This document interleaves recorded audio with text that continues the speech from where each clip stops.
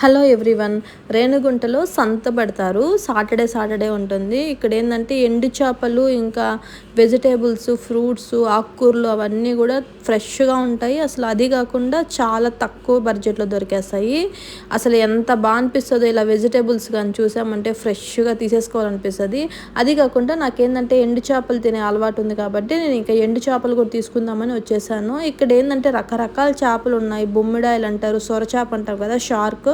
అవి కూడా ఏంటంటే చిన్న చిన్న పీసెస్ కట్ చేసి డ్రై అయిపోయిన తర్వాత అమ్ముతున్నారు. చిన్న పీసెస్ ఏం కాదు కానీ ఒక 4 పీసెస్ హాఫ్ కేజీ వరకు తూగాయి. నాకు పచ్చి చేపల్లో సొరపిట్టు ఐడియా ఉంది కానీ ఎండు చేపల్లో సొరపిట్టు ఎలా చేయాలనేది నాకు తెలియదు రెసిపీ. నేను అక్కడ ఒక ఆంటీని కూడా అడిగి కనుక్కున్నాను. ఆంటీ కూడా ఇలా చెప్పారు. ఆ చేపని బాగా హాట్ వాటర్తో వాష్ చేసేసి నీట్గా ఉడకపెట్టేసి వాటర్ అంతా పిండేసి ఫ్రై చేసుకున్నా కానీ కర్రీ చేసుకున్నా కూడా చాలా బాగుంటుంది. ఫీడింగ్ మదర్స్కి కూడా చాలా మంచిది. అది తింటే ఫీడింగ్ కూడా బాగా వస్తుంది అని చెప్పారు. మీకు ఈ రెసిపీ ఇంట్రెస్ట్ అనిపిస్తే నాకు కామెంట్ చేయండి. మన ఛానల్లో కూడా ఒకసారి ట్రై చేద్దాము. ఇంకా చేపలు తీసుకొని బయట వచ్చేసాక నేను ఇంకా కొన్ని వెజిటేబుల్స్, ఫ్రూట్స్ అవన్నీ కూడా తీసేసుకున్నాను. అక్కడి నుంచి ఏంటంటే ఫ్లిప్కార్ట్కి వచ్చాను పిల్లలకి స్నాక్స్ తీసుకుందామని.